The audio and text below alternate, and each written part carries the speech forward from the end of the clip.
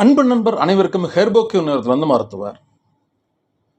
எல்லா இடங்களையும் பார்த்தீங்க அப்படின்னா, பொதுவாக சொல்லப்பட்ட ஒரு விஷயம், ஆயில் கலந்த உணவுகள் வேண்டாம், எண்ணெய் எடுக்காதீங்க, கொலஸ்ட்ரால் வந்துடும், எண்ணெய் எடுத்தாலே அது உடம்புக்கு நோய் அதிகரிக்கும், எண்ணெய் பலகாரங்கள் வேண்டாம், முடிந்த அளவுக்கு எண்ணெயை தவிர்க்க நல்லது, இப்படியெல்லாம் கேள்விப்பட்டிருப்பீங்க இல்லையா? ஏன் இந்த ஆயில் எடுக்கக்கூடாது, எண்ணெய் இல்லாமல் தான் நம்ம எதுவுமே செய்ய முடியாத, அப்போ இவங்க ஏன் எண்ணெய் வேண்டான்னு சொல்கிறாங்க அப்படிலாம் நிறைய பேருக்கு ஒரு விதமான வினாக்கள் தோண்டலாம். எண்ணெய் எடுக்கக்கூடாது, ஆயில் எடுக்கக்கூடாதுன்னா எப்படி தாங்க சமைக்கிறது, எப்படி தாங்க அறிவிக்கிறது, எதுக்காக இப்படி சொல்கிறாங்க அப்படின்லாம் நம்ம யோசிப்போம். நிறைய இடத்துல பார்த்தீங்க அப்படின்னா, என்னதான் யோசித்தாலும் நீங்கள் அதை மறுபடியும் நம்ம அதே ஆயிலை யூஸ் பண்ணி தான் எல்லாம் பண்ணுவோம். ஒருவேளை தேங்காய் எண்ணெய் எடுத்தால் நல்லது தானோ, பாம் ஆயில் தான் எடுக்கக்கூடாதா, ரீஃபண்ட் ஆயில் தான் எடுக்கக்கூடாதா, இப்போ நிறைய விளம்பரத்தில் இருக்கப்பட்ட சுத்திகரிக்கப்பட்ட எண்ணெய்கள்லாம் நிறைய போடுறாங்க, அதெல்லாம் எடுக்கலாமா, ரேஷன் கடையில் கொடுக்குற பாமாயில் எடுக்கக்கூடாதோ அதுக்கு தான் இப்படி சொல்கிறாங்களா, நல்லெண்ணெய் எடுக்கலாமா, கடலெண்ணெய் எடுக்கலாமா, இப்படியெல்லாம் கேள்விகள் மாறி மாறி வரும். இருந்தாலும் எண்ணெய் ஏன் அப்படி சொன்னாங்க அப்படின்னு கேட்டிங்கன்னா, அதில் ஒரே ஒரு விஷயம் தாங்க, வேறு ஒன்றும் இல்லை. இப்போ சாதாரணமாக பார்த்தீங்கன்னா, இயற்கையிலே நம்ம விளைவிக்கப்பட்ட விவசாயிகளால் விளைவிக்கப்பட்ட காய்கறிகள், பச்சை காய்கறிகள் இருக்குன்னு வச்சுக்கிங்க. அந்த பச்சை காய்கறியை பார்த்தீங்க அப்படின்னா, அதை அப்படியே நீங்கள் கழுவி மென்று சாப்பிட்டுட்டிங்கன்னா உங்களுக்கு எந்த விதமான பக்க விளைவுகளும் அதில் கிடையாது. இதுக்காக நம்ம எல்லாமே பச்சையாக சாப்பிட முடியாது தான். இருந்தாலும் முடிந்த அளவுக்கு பச்சையாக சாப்பிடப்பட்ட வெள்ளரிக்காய் பிஞ்சு இருக்கட்டும், கேரட்டாக இருக்கட்டும், கோவக்காய் இருக்கட்டும், நிறைய பச்சை காய்கறிகளை சேர்க்கறது நலம்.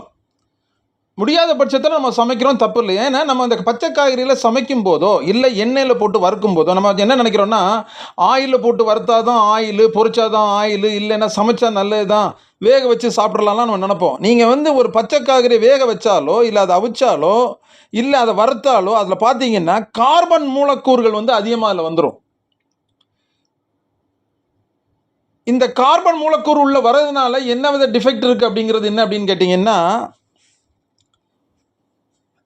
ரத்தத்தில் ஏற்கனவே பார்த்தீங்க அப்படின்னா நம்ம சாப்பிடும்போது கார்பன், அதாவது ரத்தத்தில் ஏற்கனவே இருக்கப்பட்ட கார்பன் மூலக்கூறு கூட நீங்கள் இதை சாப்பிடும்போது ஏற்படுற இந்த கார்பனும் அதிகப்பட்டுரும் உங்களுக்கு உடம்புல.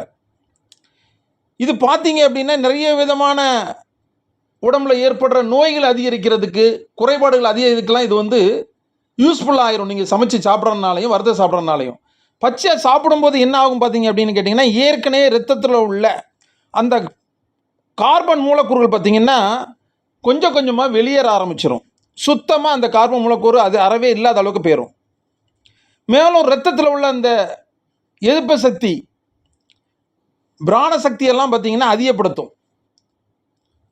உடல் வலுவாகும், தெம்பாகும். பச்சை காய்கள் சாப்பிட்றதுனால இந்த கார்பனுக்காகத்தான், மூலக்கூறுக்காக தான் ஆயிலை யூஸ் பண்ணக்கூடாதுன்னு எல்லாரும் சொல்லியிருப்பாங்க. அதை தவறாக புரிஞ்சுக்கிட்டு நம்ம ஆயில் எடுக்கக்கூடாது, ஆயில் இனி சாப்பிடாம இருப்போம், அப்படிங்கிற கொலஸ்ட்ரால் வந்துடும், எங்களுக்கு வேறு மாதிரி நோய் வந்துடும் அப்படிலாம் சொல்லுவோம். இந்த கார்பனை கேன்சல் பண்ணணும், கார்பனை பேலன்ஸ் பண்ணணும், இருக்க கார்பனையே வெளியேற்றணும்னா அதுக்கு பச்சை காய்கறி நல்ல மிகுந்தது. முடிந்த அளவுக்கு நீங்கள் பச்சை உள்ள காய்கறியில் சாப்பிட பாருங்கள். வேறு வழி இல்லை, சமைச்சு சாப்பிடும்போது சமைச்சு சாப்பிடுங்க. முடிந்த அளவுக்கு ஆயில் இல்லாத பொருட்களை எடுக்க பாருங்கள். இயற்கையோட இயற்கையாக வாழ கற்றுக்குங்க. எப்போவுமே பார்த்தீங்க அப்படின்னா உணவுகளை எப்படி அறவேக்காடு, சமைக்காமல் சாப்பிட்றது எப்படி, அதை கழுவி அப்படி சாப்பிட்டா எப்படி, சூரிய வெப்பத்தில் வச்சு சாப்பிட்டா எப்படி அப்படிங்கிற பழகி கொஞ்சம் சாப்பிட கற்றுக்கிட்டிங்கன்னா இந்த காலத்தில் வரப்பட்ட பலவிதமான நோய்கள் இருந்து நம்ம காப்பாற்றிக்கலாம். இது நிறைய பேருக்கு தெரியும். தெரிஞ்சவங்களுக்கு ஓகே, தெரியாதவங்களுக்கு நீங்கள் ஷேர் பண்ணி சப்ஸ்கிரைப் பண்ணுங்கள். அருகில் உள்ள பெல் பட்டன் அமுக்குங்க. கண்டிப்பாக நல்ல மற்றொரு ஆடியோவில் சந்திப்போம். நன்றி, வணக்கம்.